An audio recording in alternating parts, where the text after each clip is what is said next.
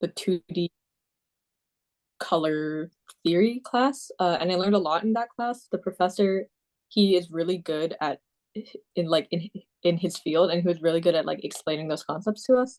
Then I took creative coding, which is actually not like one of the set FYE classes. It was my elective for the year, but it was just like coding to bring like visual images to life, kind of, hence the name. Then, man, what else did I take? I don't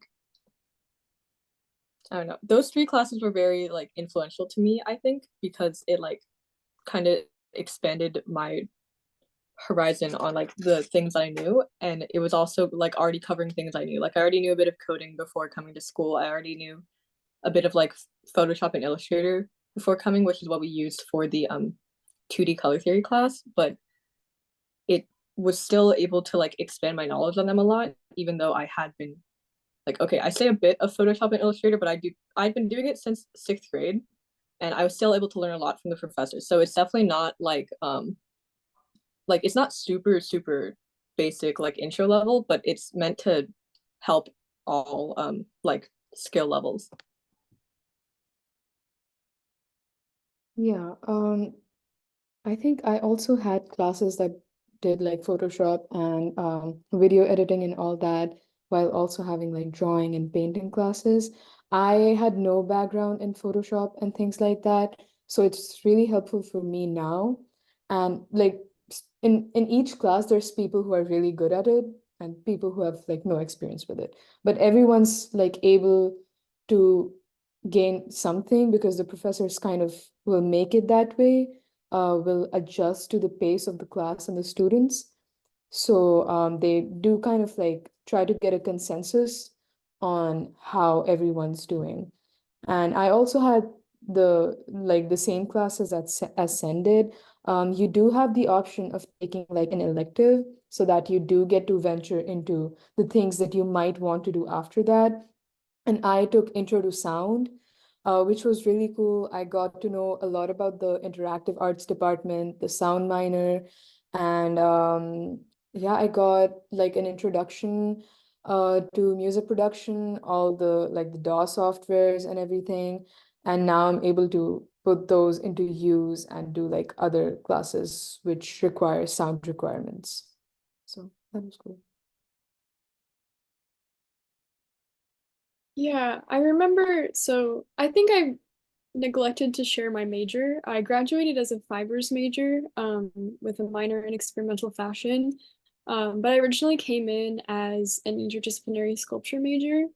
So I'm that person who hates drawing. I like to work three-dimensionally. So I really personally enjoyed my 3D class during the FYE program. We got introduced to, like I said, all of the basic like tools that we have to offer. So you had to use the woodworking tools, so the bandsaw and the chop saw, and stuff that as an incoming freshman, I was absolutely terrified of.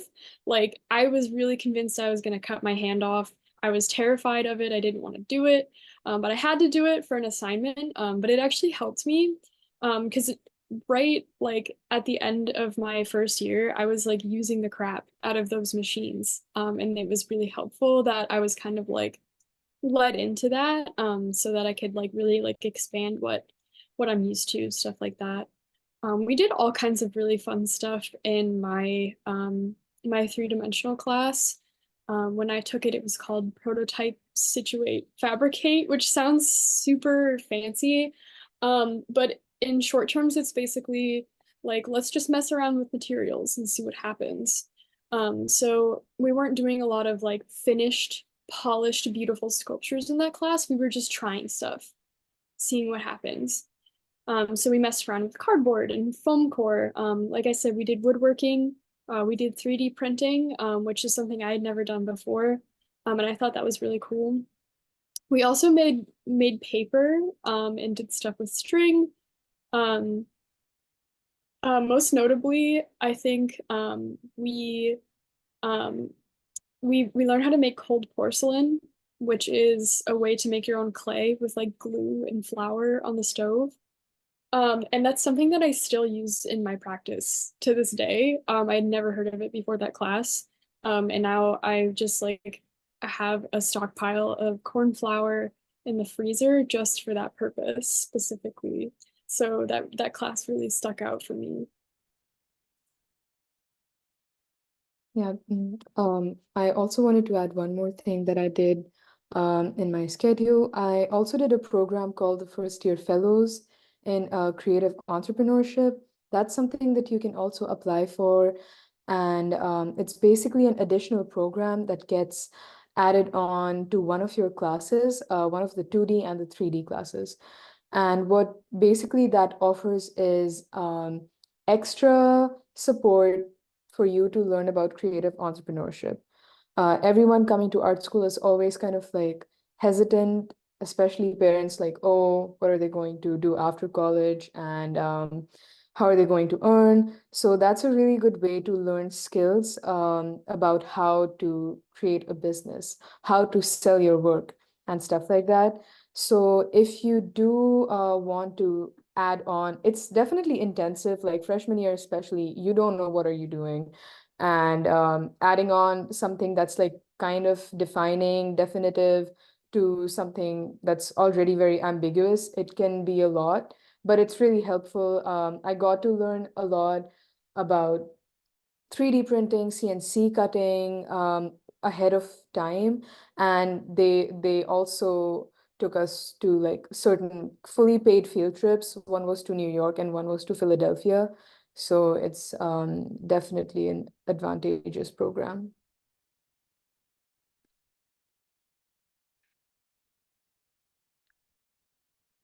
Okay, so do we talk about the poll results? No. Okay, the stories. It seems your story is up first, Dhanviee. So it's about one of my professors. One of the classes that you have to take freshman year is called Forum, which is like an open classroom where you just discuss ideas, just discuss your practice and stuff like that. Wait, I'm gonna share my presentation real quick.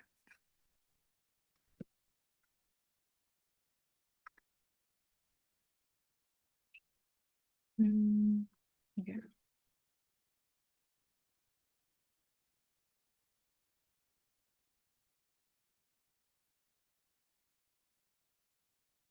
I hope you guys can see.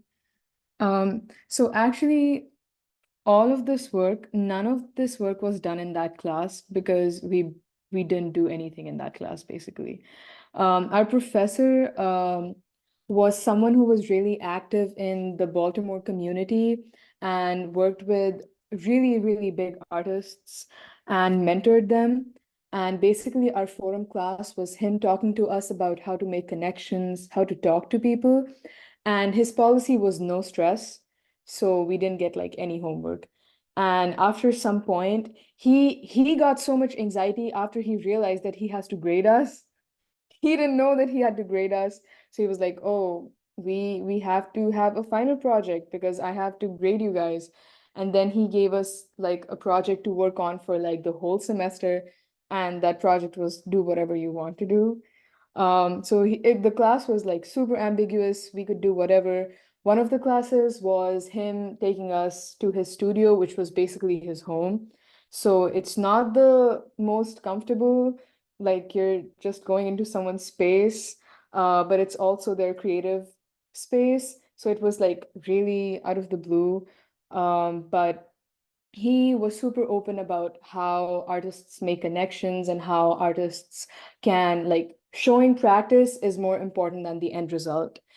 And he basically had us talk about all of these different things, just like coming straight into art college. You're like, oh, we don't even have an art practice yet. But it was really nice to look at the larger prospect of what things can be and not be like super hyper focused on little things. So that was like a really great class that gave us like a very broad perspective. And then he told us that this was his last semester teaching, first and last semester teaching, and then he disappeared from the face of the earth. No one knows if he's teaching now or like what he's up to, but yeah. Wait, did he like It was really actually, cool for the time he was. is he like a missing person? Like fully? No, he's Oh my definitely God. I get Okay. his newsletters every once in a while, which is funny, but like there's no communication. No one really knows like what he's up to otherwise. It's just super, yeah. That's the professor that got away. That That's cool. wild. Okay. So And yeah, what this was my freshman year work. Um, I did not document everything because I did not know documentation was important. But these are some of the classes. There was drawing. I don't know who trashed that wood chair. I tried making a boomerang for one of my 3D classes. And this was my intro to painting class. And our professor brought in like all different types of still lifes. This was the one where we had to set one up ourselves. And the 3D, like the CNC cut on the right is I was working with joinery, and that was something that I made with CNC cutting. Just two guys holding hands. And it makes a heart. Yeah. That's it. Okay, wait, I'm gonna stop sharing my screen. How do I do that? I think there's just a button at the bottom. Yeah, Got it. epic. Okay. So my freshman year, honestly, my memory is kind of terrible, so I already forgot a lot of it, but there's like a couple things that stick out in my memory, and one of them is the way that my like 2D design teacher taught us how to like apply the different techniques he's taught us. So here's like his in-class demo showing us how to like use gradients and like how to like turn certain like use different shape tools in Illustrator to make the things that you want to make. And I remember it very vividly because SpongeBob looks so terrible in this picture. Like he looks like really busted up, and he made this in like 5-10 minutes, not even. He did it really quickly, and it was a really good demonstration to show like how you can um apply these tools, because I think before coming here that was something that I didn't do as well as I probably would have liked to or could have under proper instruction, because for me it was just kind of like I knew a lot of tools and then not how to apply them as well. So this was like a very eye-opening moment as much as it was a very like humorous moment for me. And I have a couple of other pictures. So the next slide I believe is a picture of the way I prepared my coffee one time. This like that looks like Korean like instant mix coffee, but when I was making it, I couldn't find like any proper stirrers or anything.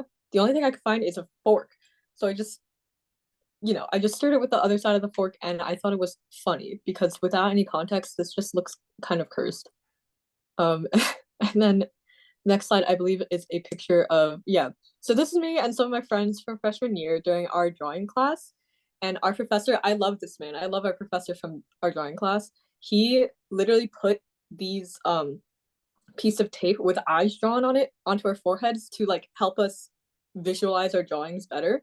And when I tell you, like somehow it actually worked, like, okay, not just the tape, right? But like also the words he said to me at least, like to visualize the human form as if it's a bunch of like 3D boxes rather than just like 2D shapes.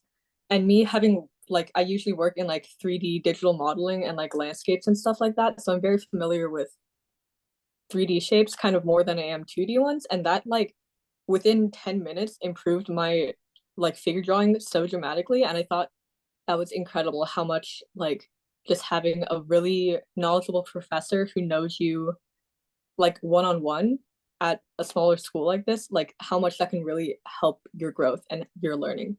Because I also say this all the time if you guys have come to like our other Meet MICA things, but I love that MICA is a smaller school because you get moments like that where your professor can like one on one tell you things for yourself. Our faculty to student ratio is like 1 to 14. I don't know. It's a small number either way. So it just really beneficial, I think, to get that like personalized instruction. And I think I have one more picture or like one more slide of pictures, and this is um a project that I did with the same professor in the first image with SpongeBob. This is when we learned how to use like the silhouette cutters to cut vinyl out. And this little egg guy is still living on my car to this day. I love him. I thought it was just so cool how something that I just drew in Illustrator in literally like 2 minutes can be immortalized into this form and like stuck onto my car. And like the process for it, I don't know, it was just so cool to watch the machine like move and cut things. And it was like a fun process overall. I just really like that like my freshman year memories live on with me, stuck to the side of my car. But yeah, I think that's all I had for pictures and for stories that I remember. um, but yeah, that'll be it from me. Nice. So before I go on to my story, was someone raising their hand? I don't know if they did that on accident. I don't know if you guys, oh, let's see, our moderator is saying things. If you have questions, you can drop them in the Q&A tab. Okay, so I guess we're doing it that way. I see. Okay. So my story is the trash bug takes on Founders Green. Let me share my screen. Wrong tab. So for my forum class, which was the same class that Dhanviee had, but with a different professor. So unlike Dhanvee's version of the class, we did have assignments, unfortunately. And for one of those assignments, I don't remember what the prompt was, but I made this costume, this really funny looking costume, and its name is Trash Bug. And the night before the project was due, I wanted to get documentation of it. And so I asked my friend, who is still my best friend to this day, I asked her to put it on for me, so I could take pictures. And when she put it on, she turned into a completely different person. She started acting absolutely crazy in this costume. And we ended up walking around Founders Green. And for you guys, Founders Green is the dormitory that the freshmen stay in their first year. And in Founders Green, there's studios. So like late at night, we did a walk around the campus and through the studios. And my friend who was wearing the costume was like interacting with people. But I really hated this assignment because I didn't like the way that the costume looked. It honestly, it felt kind of half-assed, even from my own perspective of making the costume. But the second that my friend put this thing on, I feel like this was a very defining moment for me in my art career. Because the stuff that I do now is like objects for performance, so costumes and puppets and props and things like that. But honestly, this was a very defining moment because I realized that the stuff that I make is for people to move around in. Like it's very performance based. Like it can't just be an object on its own, like it has to be informed by a performance. And yeah, this is my best friend, Morgan, my muse, in Trash Bug. And so even though I hated making the project, it was a very memorable moment of my freshman year. It might just be me, but I haven't been able to see your pictures actually, Lee. Oh, really? I don't think they were loaded. Oh, that's embarrassing. Can you see my screen? Yeah. Okay, they're there now. Okay. Well, that's weird. I did the slideshow. I wonder if that's why. But this is like the costume on a stool, actually. And then this is Morgan running away in it. And then this is her walk through the studio.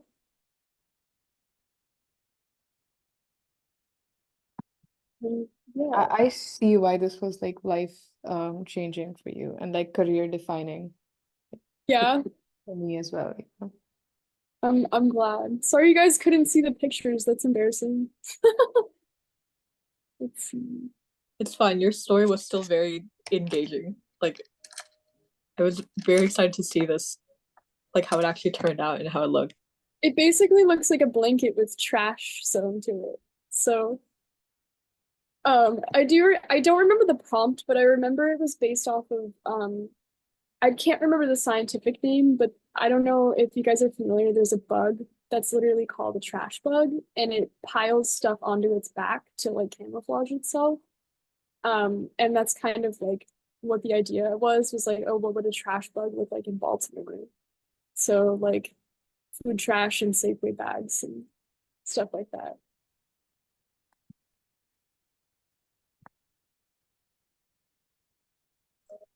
All right, I think it's that time of the night where we introduce our weekly special guests. For those who aren't familiar with these Meet MICA panels that we host, we try and bring in a special guest every week.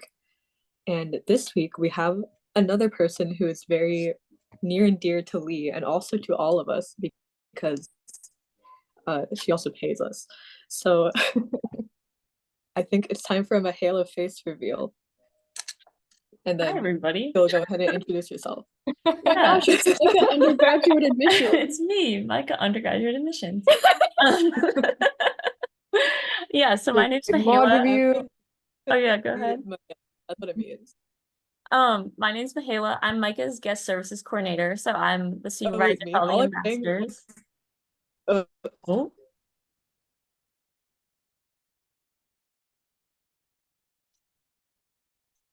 Am I loaded?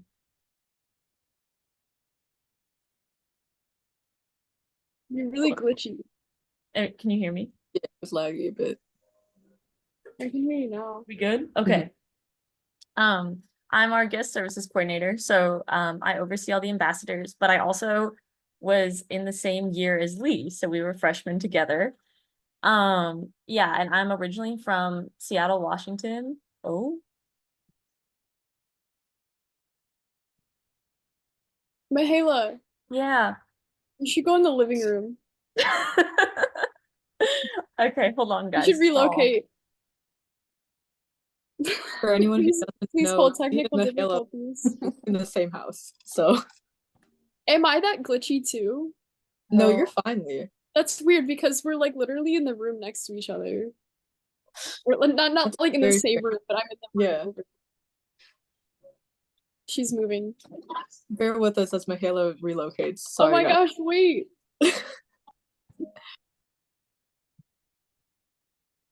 Here she comes.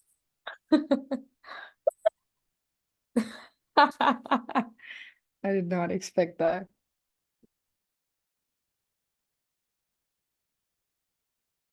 All right, Michaela, do you want to redo your intro? All right, redo. So I'm gotta mute the other computer. I'm admissions guest services coordinator. I'm originally from Seattle, Washington. And I was a freshman the same year as Lee. And so I just graduated in December with a fibers major, and now I'm working supervising the ambassadors and working with admissions. So yeah, I have my own stories to share as well. So hold on while I see if I can. I'm gonna try to do it from my computer, but you tell me if it's glitchy.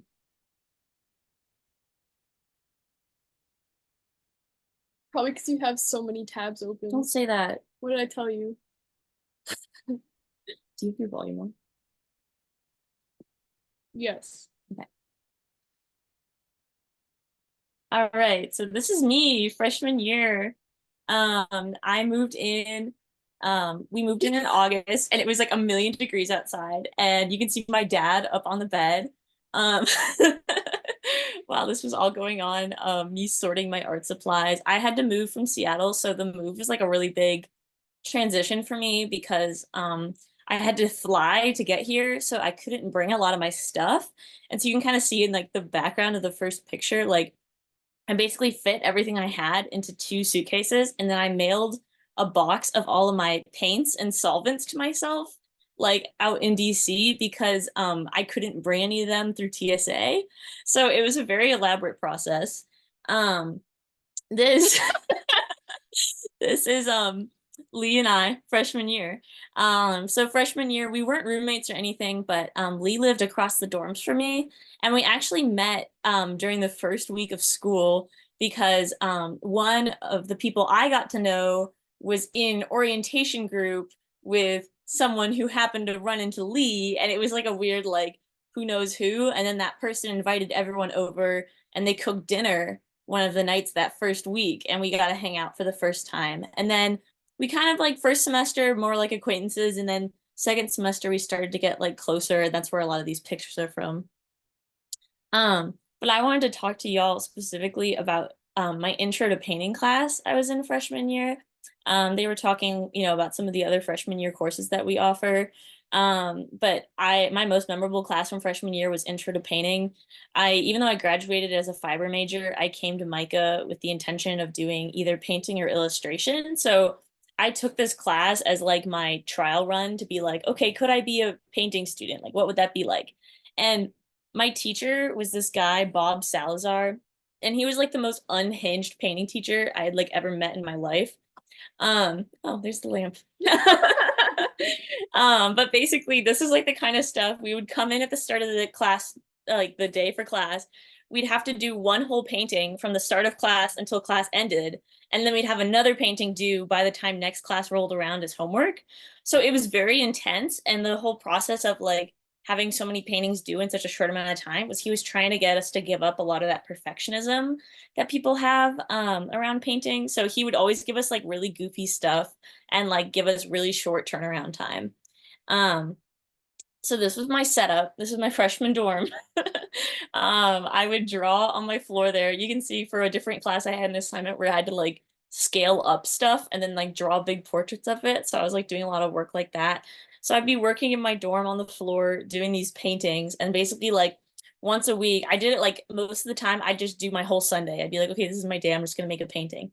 And so this is some of the stuff I was making. I don't have very good pictures, so these are like weird crops of them, but he would always give us really specific things that we needed to do. So like one thing he did was like, okay, you need to do a painting with something transparent and a pattern. And so that thing on the left is a bag of batteries. And like he would just do assignments like that where like he had like draw a part of your body, draw like something on something, and it'd be like specific enough to make sure that it would be hard enough for it to be a challenge. And then for our midterms, he made us do a 6-piece like themed set, and we could pick the theme. And so later to be fiber major chose yarn, and did like a series of yarn paintings. And so we had it where like for 6 weeks, this was the homework instead of having to do some of the other things. And then for finals, he had us do basically this like take a look at this show that was going on in New York at the time, where it was like 100 works of like a whole bunch of different artists. It was curated by a really famous curator, and the entire thing was digitally archived. And he was like, okay, you need to go through here. You need to pick 5 pieces that speak to you in here. And then you need to like make pieces that are in conversation with those other pieces. And it was this like really like conceptually challenging project because I like did not know there was a middle ground between like original idea and plagiarism, and the idea of like, okay, I have someone else's visual piece and I need to make something that like you see it and you recognize the other piece, but it's not just me copying their piece. And so he was really trying to push a lot of us with that. And a lot of people were like, this is so frustrating. Oh my God. These are the 4 pieces I ended up making it that. I ended up doing kind of like a repeat pattern theming where I took like elements from the original pieces and I would like ad lib and make them into like more natural and like repeating shapes and things like that. And so that's kind of how we like wrapped out the class. And I remember there was a bunch of people in that class with me that like we were all on like such different levels in terms of our painting skills, but we all were like somehow equally humbled because like the people who were like really like technically skilled or like good at realism, like Sen's gonna step out for a minute. But like the people who were like really technically skilled, they didn't have the time to sit and be super like into their realism with like a week for the painting. Like it just wasn't realistic.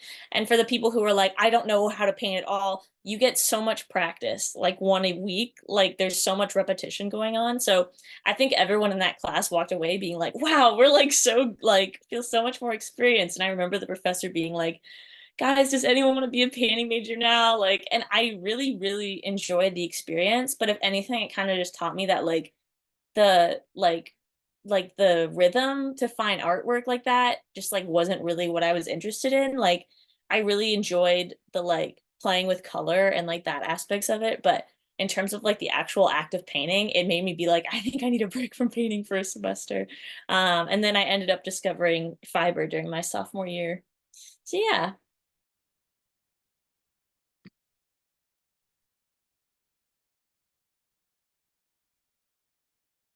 So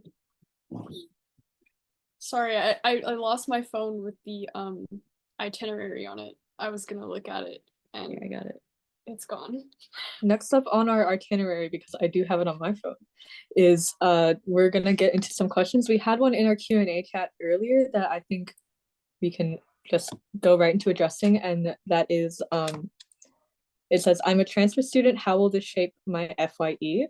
So none of us are transfers, unfortunately, so we don't have like very direct advice for you, but I know some of my friends who did transfer into MICA, they ended up still having to take like a couple of FYE courses, but to my knowledge, the process for like transferring your credits, they try to fill your like FYE year credits first, so you don't have to take as many of those fundamental level classes, and you can get more into the like higher level or more specialized classes.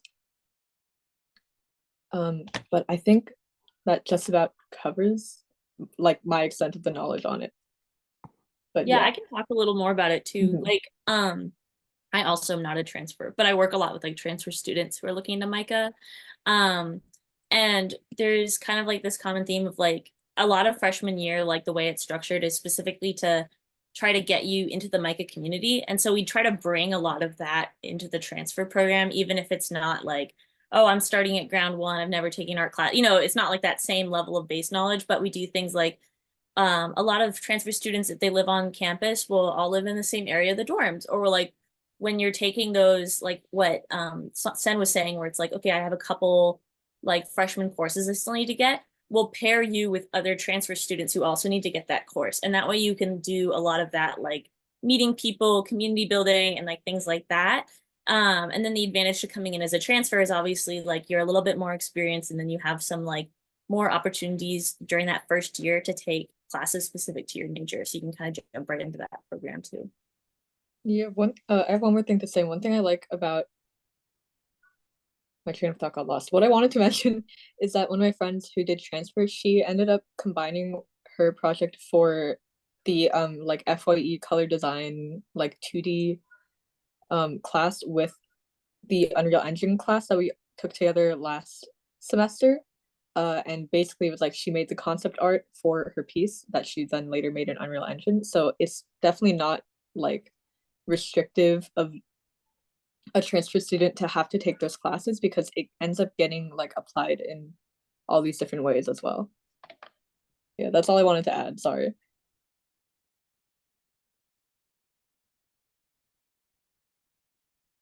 Yeah, I think We that's have it another for that. question. Oh, yeah. Yeah, we have some great questions in the chat, but I think this one that says, how many courses can I choose in FYE? How many are compulsory? I think that goes like a little bit smoother with what we were just talking about. Yeah. So you have to take at least, so you'll be a full-time student if you take 4 to 6 classes. And what's really like a good sweet spot for students is like 5 classes. And that usually involves the first semester being like all the classes are your compulsory required classes. And the second semester, you get to choose an elective along with your required classes. So that's how it's usually structured. And some of the drawing requirements, like the first drawing class is like the traditional drawing. And if you can show your portfolio to your academic advisor, and if they can kind of see that you do have that skill set, you don't have to do that class. So that also might change the trajectory of your classes. And you might be able to do like 2 electives in your freshman year because you have that space. I ended up taking 2 electives my freshman year, not because I was able to test out of the classes. I can't draw that well. I just ended up tacking an extra elective course in my spring semester, which ended up also opening the door to me realizing that I'm one of the masochists that can do 6 classes a semester, and then like kind of that has like changed my degree plan in the way that I'm able to like take a semester off. I've been doing some extra classes, so I'm now able to get like a minor a little bit more easily. So there's things like that that like your freshman year course affects as well. But yeah, basically there's I think 9 required courses for you to take over the whole year, and you get to like kind of arrange that as you wish. There's a couple that are more strict, like I think the names changed, but Form 1 has to be taken before Form 2, of course. And that's just kind of counted as a year-long course. But yeah, I think that's all I've got for this one. Yeah, Sen's a powerhouse. Yeah, you can take 6 classes at a time. Don't do that. Unless you just really, really want to, it's not a good idea. What's the recommended 3 studios and 2 academics? Yeah, that's like the recommended, because the thing to keep in mind too is that your studios are 6 hours long. Yes. So when you do it, Sen does, that means you'll have to do like more than 1 class like that a day, because standard is 5, so just like a class a day.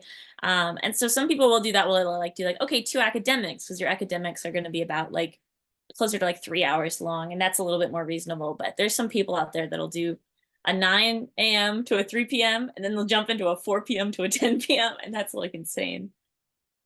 Yeah, take care of yourself, please, because then you won't be able to make anything at all. Very true. My roommate took 5 studios last semester, and I think she's ridiculous for that. I don't think I watched her sleep ever, so definitely like know your limits and like take care of yourself. Definitely that should always be a priority. But yeah, I think hopefully that answers your question, anonymous attendee.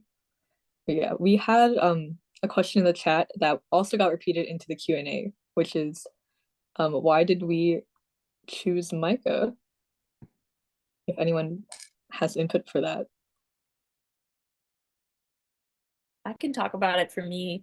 I when I was in high school, I was like, I want to do art school, but I don't know where. And I was lucky enough to have a situation where my mom was able to do like a work exchange with like a college advisor. And so she made me a list of like, okay, here's possible art schools and like here's reasons you may or may not want to go to them. So I did this whole thing where like I was like, I don't want to stay in the area I grew up in. Like I want to, see somewhere else.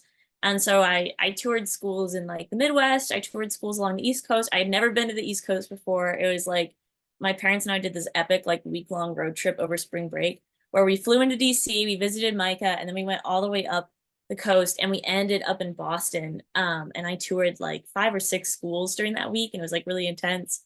And I was also looking into some other schools. And I think the 2 main things that kind of convinced me towards MICA was, one, I knew I liked to make things, but I really did not have a picture in my head of how that would equal job or like where that would take me. I was like, I know I like it. I get people tell me I'm good at it. Like I'll keep trying to do it. Like, and I just don't really know what now, like, okay, being an artist, like the trope is like, oh, you won't make any money, you won't have a job. It's like that kind of thing. And that was something I was like really anxious about because I was like, what if I do 4 years and then I don't have a job? Like, what's that going to be?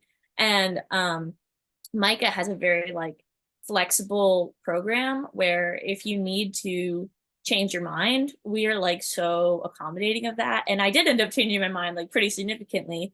And so when I came here, like the idea of like, okay, freshman year, it's just about exploring. It's about like figuring out what you like to do, and then kind of as you go on, it becomes more and more concrete of like, okay, making little decisions at first, like I like this more than that. And then as you get into like junior and senior year, it's like, now here's how to take the thing you've isolated and then like flip it into something that can now be your like job. And so that was a really big part of it. Another big part of it was I was really like charmed by the campus, I guess. I was really nervous about moving so far and not having City. Charm City. Baltimore's called Charm City, guys. Write that down. Yeah, write that down. I was like so nervous. And I was looking at some other schools like SAIC, which is like in the middle of the city, and like Pratt and things like that, where it all felt like that much more overwhelming because of how much more there was to learn besides like just how to be in college. It's like, now I have to learn this new place. It's an atmosphere I'm not used to. And so when I came to MICA, everyone was like, oh, how are you doing? Do you need me to walk you home? Like, do you need a ride? Are you okay? You know, and like everyone checking in on you like that. Like, I felt so much more like reassured that like, even though I didn't have like family around, like there's still people looking out for you.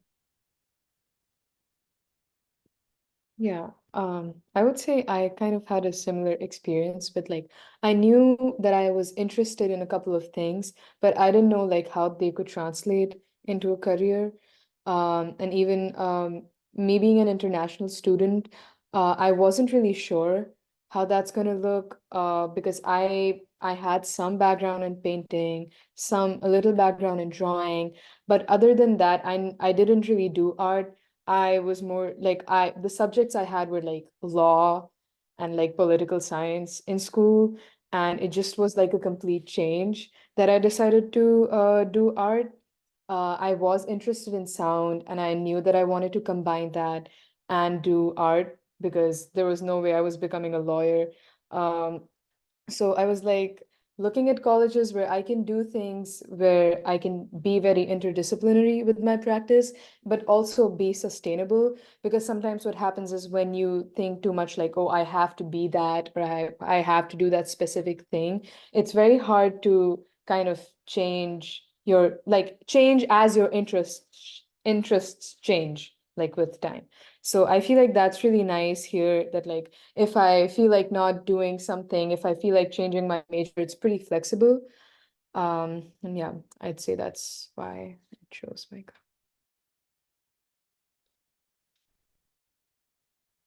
Yeah, for me, I was in an art program in my high school. And I did not have anything else going for me, definitely not law. Um, so I was like, yeah, going to art school, this is right for me. Um, and I applied to a lot of places, all over the US, and kind of compared price points as like a first go around, like who's gonna give me the most money because I can't afford this. And so it came down between two schools, MICA being one of them, Pacific Northwest College of Art actually being the other one, um, that offered me the most scholarship. I ended up choosing MICA because, like I said, I work sculpturally. I don't like painting. I don't like drawing. And I wanted to pursue a more like three-dimensional like study. And when I went to tour Pacific Northwest College of Art in Portland, they actually didn't have much of a sculpture department whatsoever. They had like one ceramics room with a kiln. But I was really impressed by everything that MICA had to offer. We literally do everything at MICA except for glass blowing. So like there's woodworking, there's welding, there's all of the digital fabrication stuff. So like 3D printing, laser cutting. There's also biofabrication where you have the stuff given to you to grow your own material out of living organisms to then make into a sculpture. I also knew I was a little bit interested in costume design and like theater stuff because I did a lot of that in high school. So the fibers department was also like a maybe in the back of my head at MICA. I just kind of liked everything that they had to offer. It seemed like a really well-rounded um, education. And I was right. I learned a lot of random stuff. I think in terms of glassblowing, I remember seeing like a summer class that MICA offered for glassblowing, but I don't know if we have that here or it's like It's MICA an off-site funded thing. workshop. It's actually Yeah, down by that's what I like thought. it's like kind of by like the Hampton neighborhood. It's right across from Artifact Coffee, if anyone's from Baltimore. But basically it's like this studio that MICA has a partnership with. We also have a partnership with the Baltimore Jewelry Center. And so if you're interested in like jewelry and glass blowing, they're like optional summer courses and you can get them for credits that you can count towards like degree stuff too. Yeah. Also, I think my mom is practicing her trumpet in the other room. So if you guys hear that, I'm very sorry. But yeah, for me, on the opposite end of the spectrum, I very much was set in like what I wanted to do. Like I knew I wanted to do okay. Hopefully that's not too loud. Doing great. Doing great. So cool. But yeah, I knew I wanted to do game design. I knew I wanted to do like digital work, and like animation, like media for a long time since like I was in the 7th or 8th grade. But one thing for me regarding game design is a lot of programs were kind of split up into the different aspects of game design. Like there was game programming, game like level and like documentation and like the design part. Then there's like game art and stuff like that. And I wanted a program that had all of that together. And the literally the only one I can find, although I'm sure there's others out there, was MICA's. Oh, I literally just lied actually. It was MICA and I think Drexel University that I was choosing between, but Drexel's they weren't as like focused on the art side of it as much as they were like programming and production and stuff like that. Whereas I was very interested in like the arts and visuals of the game because I found that impacts me most whenever I play games. So I thought having this like well-known art school that has all these different like fine arts and also like graphic arts programs also have a game design program that seemed like pretty much the perfect fit of the kind of school I wanted to go to. But yeah, some other pluses were like they gave me a pretty good scholarship. They gave me a um no, they only gave me a pretty good scholarship. They are like MICA's pretty close to Delaware, so it's not too much of a transition for me. And I also have some family kind of nearby Baltimore.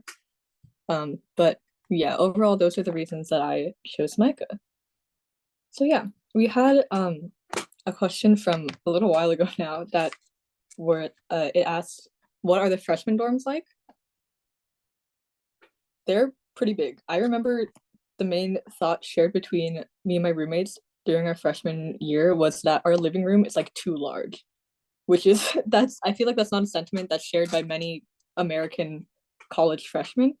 And also the fact that we had a living room, I think is very different. Like, what is it?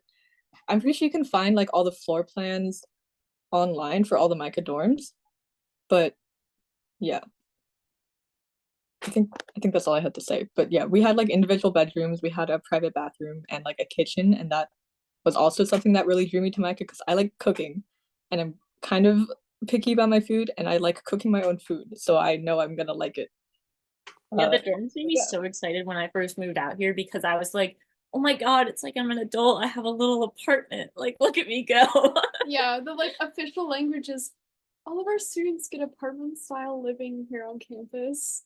But it's like you will only ever have to share a bedroom with one other person, and you can pay a little bit extra to have a bedroom to yourself. And all of our dorms are any combination of single bedrooms and double bedrooms. And then I think you don't have to share a whole space with more than 5 other people. In the freshman dorms, it's 4 people max. 4 people max. But the more students there are to one apartment, the bigger that living space gets. And then you also get a full kitchen. So you have like a full-size refrigerator, an oven, and a stove. And then you have a really nice bathroom. I mean, it's pretty basic. It's a shower, a toilet, and a sink. But I actually miss the dorms. I stayed there just my freshman year. And they had just been redone on the inside in like 2019. That was the year we moved Yeah. in. Yeah, that was the year that we were freshmen. So, and they're still really nice. We've been in them for tours and stuff. I promise I'm not making this up. But yeah, they're really nice on the inside, and I really liked the freshman dorm complex because it was really quiet, actually, which is something that you wouldn't expect also from a college dorm. I just remember sleeping really well. Yeah, the building's like an O shape with all the like the dorms facing inwards, and then there's like a shared green in the center. So there's like a lot of like nice opportunities there for hanging out. Like I know Lee and I, we lived across the green from each other, and so we'd always be like, I'd be coming out of my dorm, and you could like see them coming out of their dorm across the way. Be like, "Are you going to Myra? I'll meet you there." Like doing a lot of that freshman year. Yeah, it was definitely nice to have like a full kitchen because my mom was so worried that like once I come here, all I'm going to eat is like burgers. That was her concept. She was like so worried, but like then I started making everything that I had back home. I'm a burger fan. I was burgers. I love that the perception of American food is always hamburgers. I feel like that's not wrong. Oh, definitely not wrong, but it's like funny to me. Yeah. Hopefully that answers your question. We got like a good couple of questions regarding like internship experiences and like one anonymous attendee asked, what is work-life balance if you have a part-time job? So I think that definitely differs from person to person if one of you guys want to talk about that. And also if you guys had I don't know if you guys have had internship experiences. But I have, so we can talk about that in a bit. I can talk about part-time job. So or both of us have lived off campus since halfway through our freshman year because COVID hit while we were freshmen in college. And so we all had to go back to our hometowns, and we were like, wow, this sucks so hard. I miss you guys. And so we just got an apartment together in Baltimore, and we moved back, and then we started taking classes again after taking like a gap semester. Don't let anyone let you believe that art school works online. It doesn't work that way. Maybe it's better now that we've learned a few things here and there, but I don't know. Anyway, so yeah, we've been living off campus, and when I first moved up here, I worked at a Michael's part-time, and I also don't have my own car. So I would take the bus, and it would take me like an hour and a half to get down there. It wasn't really that far away, but it was, public transit, not super reliable all the time, and stopping every 5 feet. So it was doable. I would work on the weekends and then in the evenings on like Wednesdays or something like that. So that was doable, but my life totally changed when I got a job on campus because I was already there. I didn't have to take the bus anywhere. And like I could go straight from my job to my class. And I wish that I had known about campus job opportunities sooner. Because we have a lot of opportunities for like literally everywhere. So there you can work in the mailroom, you can work in the Office of Undergraduate Admissions, where we work. Shameless plug. Yeah, where we work. You can work in residence life office. You can be like a student tech. I was a student tech for a while for the ceramics department. And that job just entailed like cleaning and mixing clay, and it was really fun.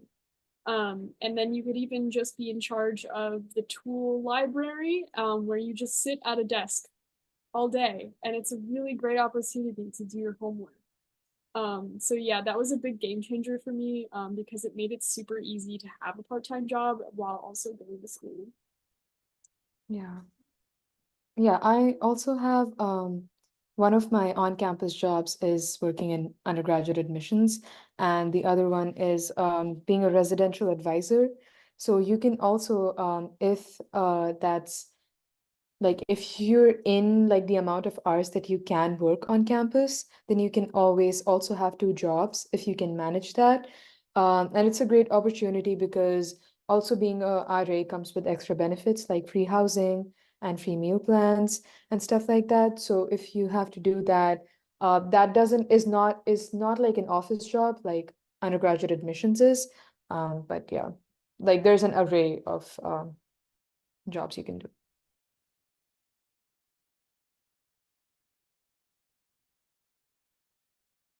Yeah, for me, in terms of like work-life balance, I think the biggest benefit of having like an on-campus job is that they're much more understanding of your like student situation. So like Lee mentioned it a little bit earlier, but you kind of get paid to do your homework for a good couple of the hours.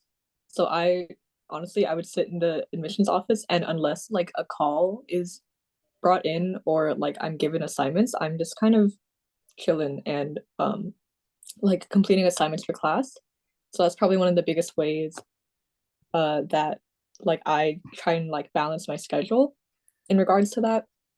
In terms of like internships, I did an internship the summer of my freshman year, so like just last summer.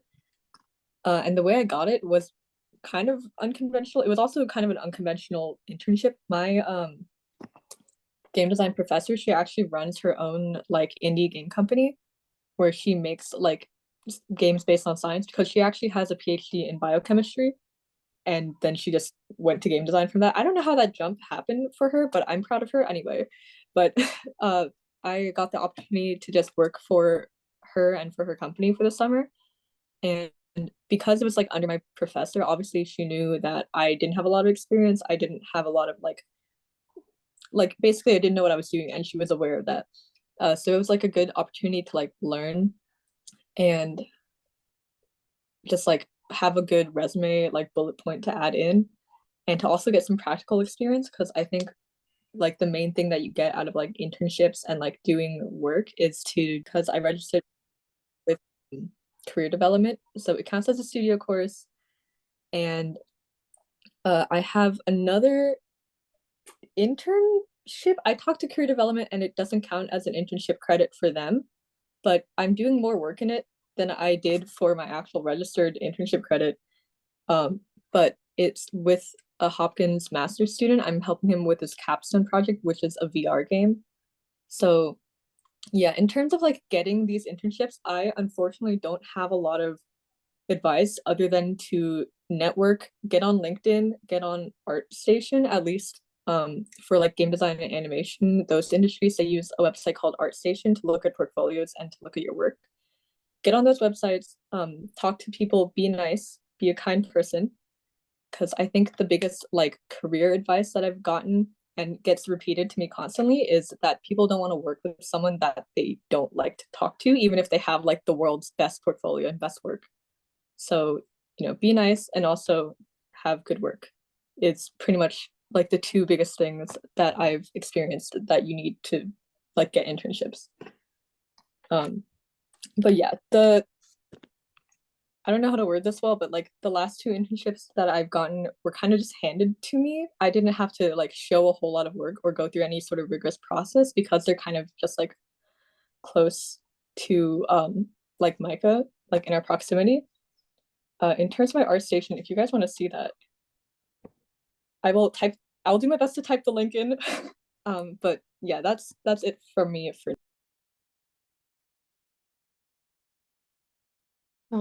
Yeah, so I would say for summer internships, especially if you're in your sophomore year or just starting out like really early, keep your like horizons or like whatever you want to work on like super open, because we have events like practice and pie, that those are conducted by our career development office, and that's one opportunity where you get to talk to recruiters very casually.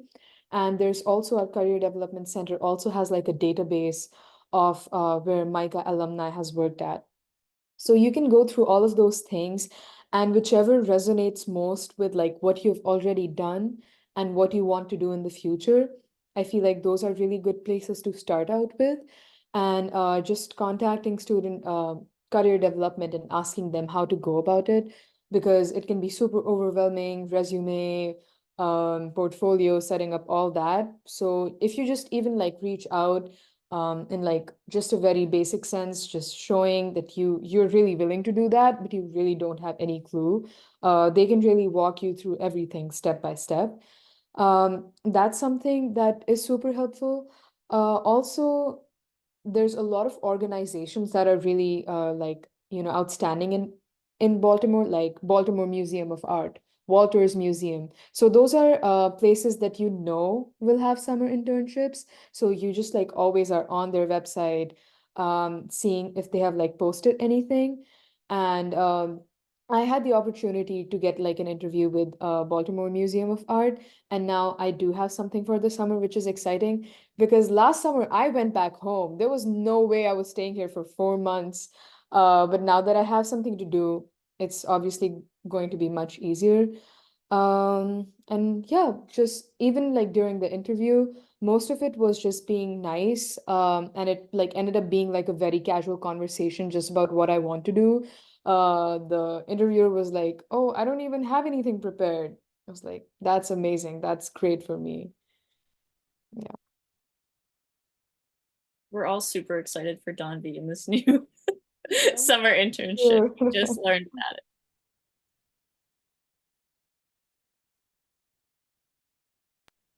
Yeah, hopefully that answers those questions regarding like internships and like our work experiences. If not, ask the question again and we will try again.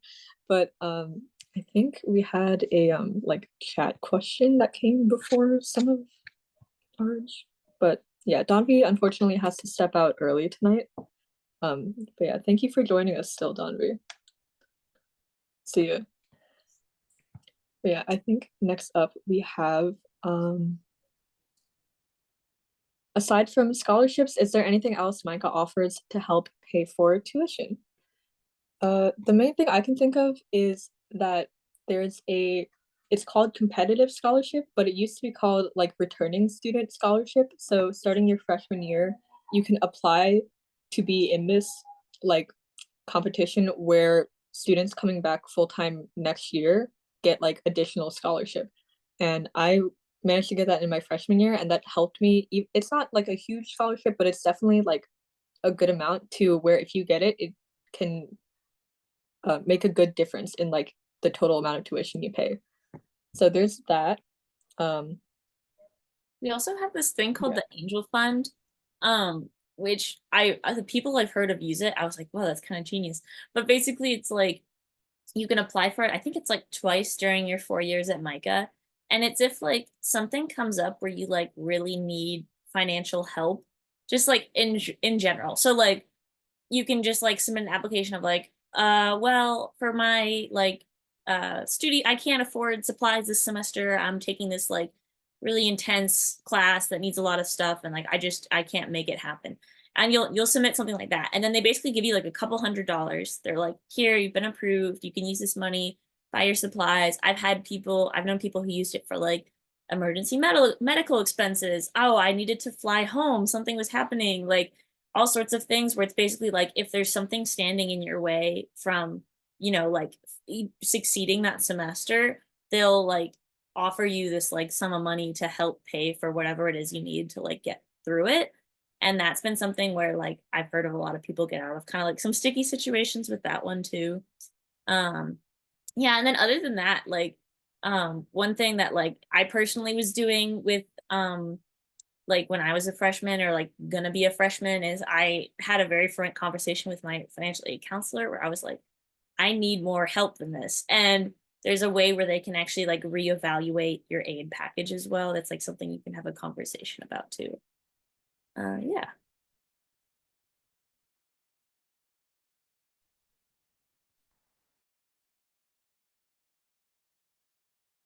Should we talk about MICA outdoor experiences? I think we should. Yeah, I can't think of anything else to add for the scholarships and tuition one.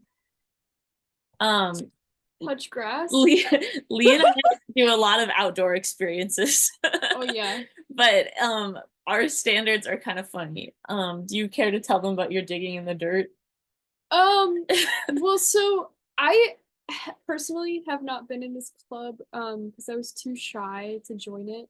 But we have this thing called the Outdoors Club, and they'll take you out on like group hikes, and sometimes camping trips too. Camping supplies provided by the Center of Student Engagement. You can borrow a tent. um, I don't. I hope that tent smells good, but it's a free tent. It's a free tent. Um, but yeah, one of the things I was actually worried about coming here, was I am not from like a city really. Like I said, I'm from St. Petersburg, Florida, which is suburbia. But I also grew up in Florida, so I'm used to like going to the beach and seeing a lot of animals and being in the sun all the time. And oh boy, do I have seasonal depression really bad. When it drops below 50 degrees, my body shuts down. Um, but also I was worried that like I would get like depressed just from like not being in nature. But I have actually been so exhilarated by the nature that's in Maryland.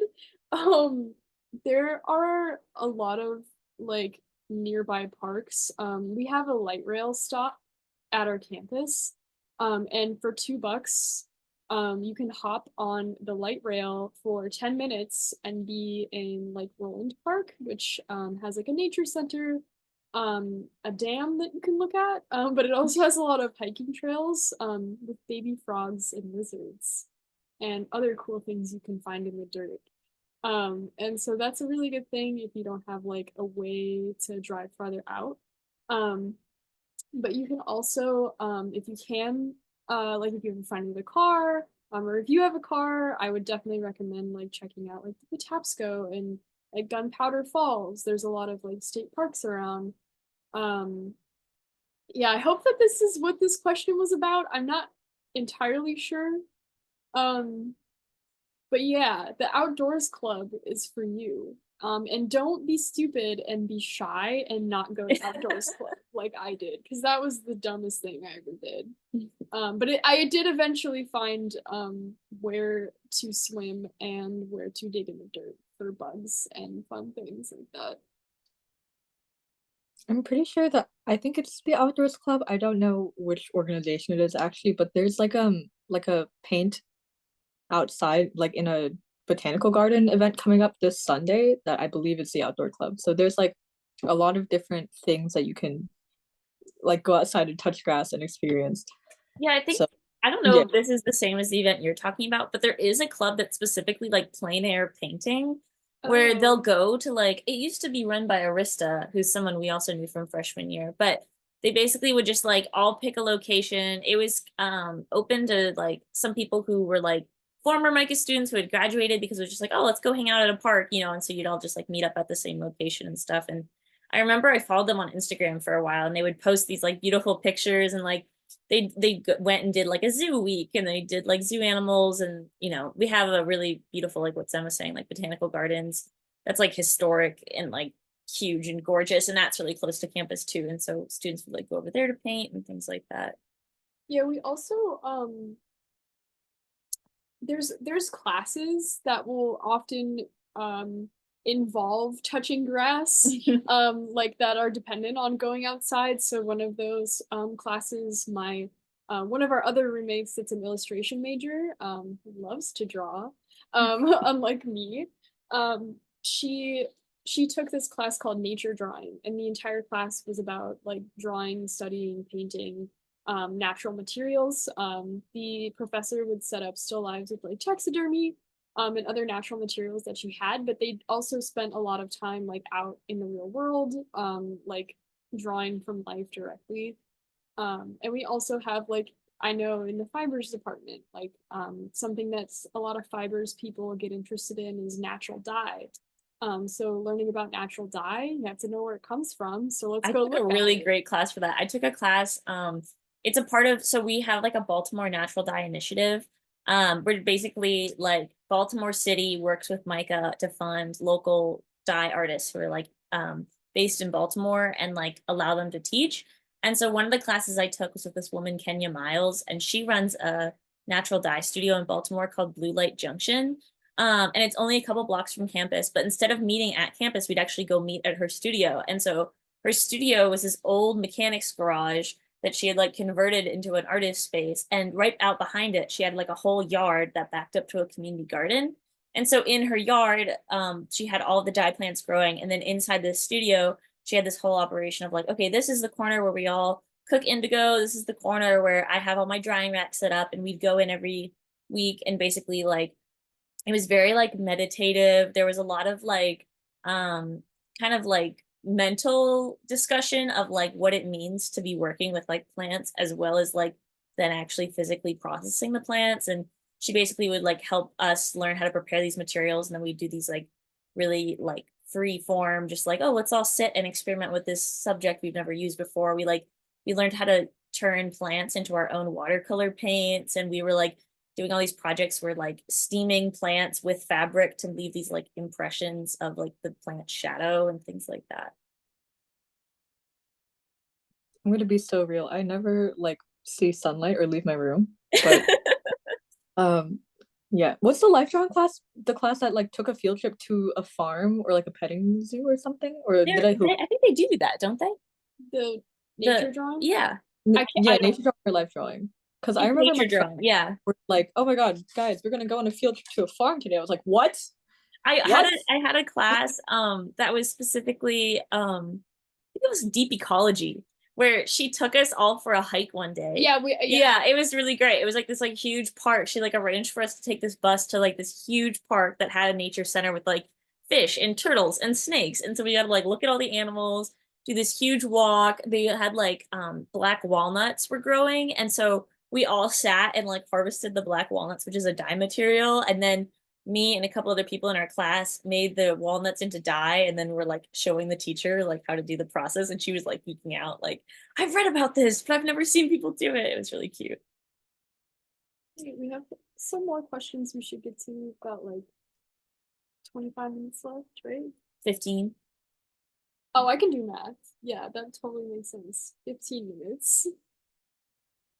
Let's see, there's one on here about a study abroad. Do either of you have experience with that at all? No. I'm like currently in the process of applying to study abroad, but I haven't gone yet. What I've experienced so far is a lot of research, so much research. It's pretty much until you get to the country, and I assume even while you're like staying in like overseas, you're gonna be just like endless researching about like the classes you're taking, the school that you're gonna exchange to, like if there's any like visa requirements, plane tickets, transport, how am I gonna have money while there? Like all these different things. The process of applying to study abroad, it's broken up into two parts. So there's the application to MICA to tell them like, hey, we're gonna go study, I want to go study abroad. You guys will have to help me with that. And then there's the application to the actual host school that you're going to go abroad to. And you apply to those in that order. So once you're like accepted by MICA, then you go on to apply to your host school. And I put that in air quotes because basically as long as you do the process and fill everything out properly, they'll let you apply to the host school. And they like help you out for all the different steps along the way. But yeah, it's pretty, I think the longest thing I had to do was like research all the classes and get them approved for like equivalent MICA credits. But yeah, I think once you get past that, it is much more smooth sailing. Yeah, the other like part of our like study abroad program that I'm like a little bit more familiar with is we also do these like summer intensives. And so those are like for students where like they're not quite ready to do what Sen's doing with like all of that logistic work. It's basically these like month-long trips that are completely planned and organized by MICA, and you go with a group of MICA students.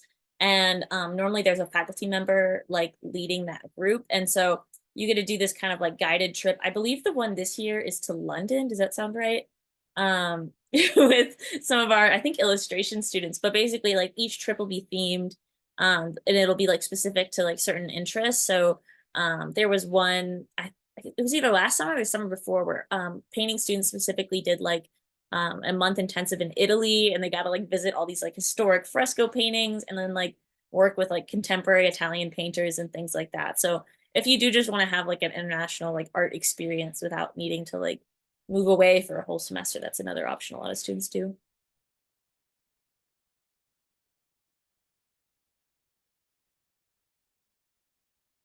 All right. What was the most interesting piece you made in your first year? I do know. I don't, should I just like explain it? Because like, I don't know. Sure. Sen, do you want to talk about it?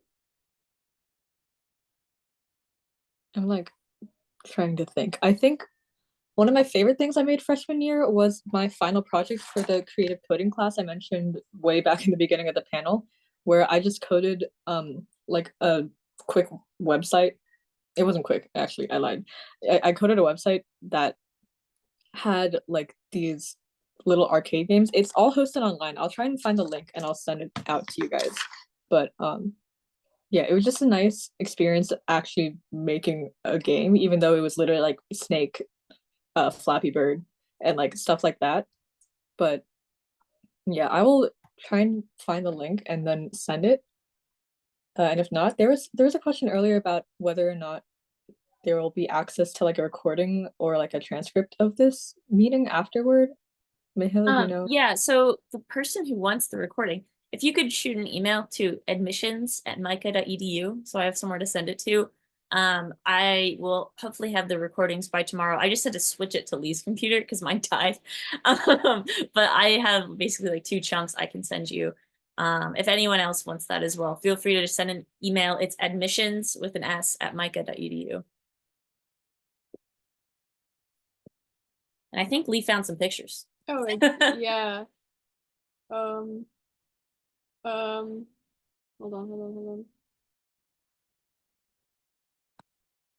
All right, so I made this mask in my freshman year. Can you guys see my screen?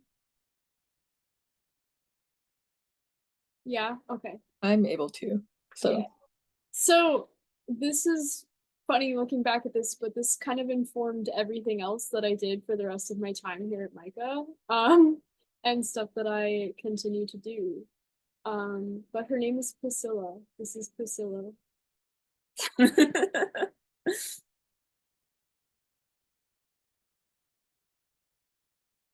Anyway, what other questions? Okay.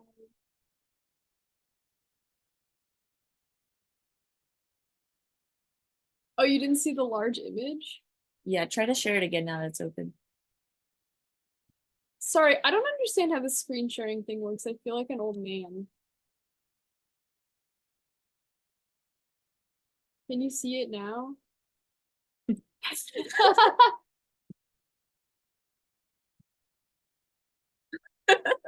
This I is so love him. embarrassing. I'm sorry. I love them.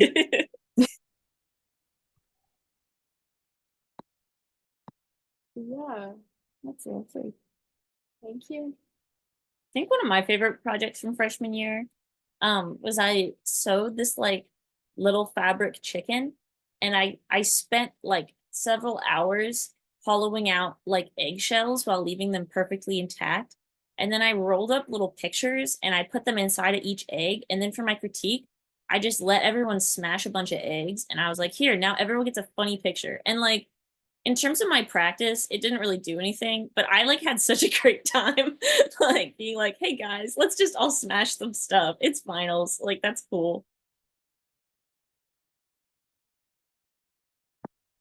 Yeah, also I cannot get to the link for the final like arcade game project that I did on my phone. Low key, if you guys call admissions or and ask for me by name, I can send it to you. And that doesn't apply just to this project. I don't know about anyone else, but I'm not going to be like weirded out if you guys call us or email and be like, "Hey, can Sun answer this question?" Yeah. And we'll answer it during like our work hours, so don't worry about inconveniencing us or anything. But yeah, just like shoot any questions you guys think of at any time. But yeah. Another one we had on here is Did anyone take general studies classes like science, etc., before you came to MICA? Personally, for me, I was at a really academic, rigorous high school, and I like was at a school that did like the IB diploma, which is like an internationally recognized like program, and I was like really intense into academics. And it was like because I did all that that I was like, I definitely want to go to art school. Like it was so intense and I didn't get a lot of enjoyment out of it. And then my senior year was the year like after the program finished, I had like a year basically to kind of start doing whatever. And that's when I started kind of taking more interest in like my art practice. And that's when I was kind of like, this is a lot more like makes me feel more sane than what I was doing before. But that was a nice benefit in that when I came to MICA, I was able to like waive a couple random academic things because I did have that. So it's definitely not something that like gets lost to space. Like you become an artist and you forget all about all that stuff. And I would argue that the job I have now is partially due to like still keeping some of that knowledge and like having some of that, like I'm a total like Excel nerd. Like I think that kind of thing does help in terms of like future planning, but Mike is nice in that like you only get that if that's what you're looking for from the academics. Yeah, I went to like an arts magnet high school. So I've had a major since I was in the 6th grade, which is a little crazy. But ironically enough, I didn't get any of like my art credits waived for that. What I did get waived was my science elective requirement because I took a dual enrollment anatomy class in high school, and that like, you know, was used for the credit. I also took AP Psych and I got a passing score on the test, and that counted for my one of my academic electives. But yeah, that's all I got. Yeah, I am like the worst person to ask because I'm not very smart like that. You're so smart, Lee. Thank you. Yeah, I took AP history and look where that got me. Nowhere. Nowhere. Didn't count for nothing in art school. Don't recommend it. If you're going to art school, don't take AP history. I will say one weird thing though is one of my roommates, she took like AP language, AP Lang, AP Sem, AP Lit, and passed like all those classes, if you guys know what I'm talking about.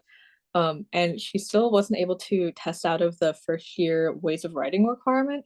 So I will say, yeah, I think it's really weird because like I don't know, because MICA has gone through a couple of like structural changes in the past couple years, I think that might be something weird because my anatomy credit, my one of my friends who's a junior right now, so a year above me, she has a similar credit, but that didn't count for her. So that there might just be like weird administrative like differences that meant that it didn't count. I know that part of it right. is like if you apply as a freshman, the rules are different than if you're actually like applying as a transfer student. Like I think when you apply as a freshman and you're bringing credits in, there's only certain things that can be swapped because ways of writing is so specific. But Jane's in the chat and she's saying that if you're not sure if that's you, you can ask your admissions counselor, like, hey, is this thing that I took, could that be considered an equivalent? Because like Sen was saying, it's like, even though it sounds like ways of writing, yeah, like a writing class, like it's a very MICA specific class. And so normally what they'll do is they'll look at the course description with you and they'll compare it to the MICA course description. And they'll be like, does it sound about the same? Maybe we're missing some of these things. And like for me, like one of the courses I didn't get my freshman academics waived, but I was able to waive there's like a 1 math or science credit that comes like at some point during your 4 years. And I was able to waive that even though it wasn't a part of that like original freshman curriculum I was about to start taking. Yeah, we're getting close to 8:30. So we can kind of wrap it up for tonight, but we'll have another Meet MICA in 2 weeks. Lee and I will not be on camera for this one, but Sen will be back with Leo and Dhanviee, and we're going to be focusing on talking about internships and careers and that sort of thing and how that's kind of built into the MICA curriculum. So if that's something you're interested in, feel free to sign up again. You can come to as many of these as you want. Yeah, any final words? If you have any constructive criticism, you can email at admissions@mica.edu. Like you'd be like, I was so bored the whole time. Like you can email us that. I would appreciate it. Yeah, feel free. Send your thoughts.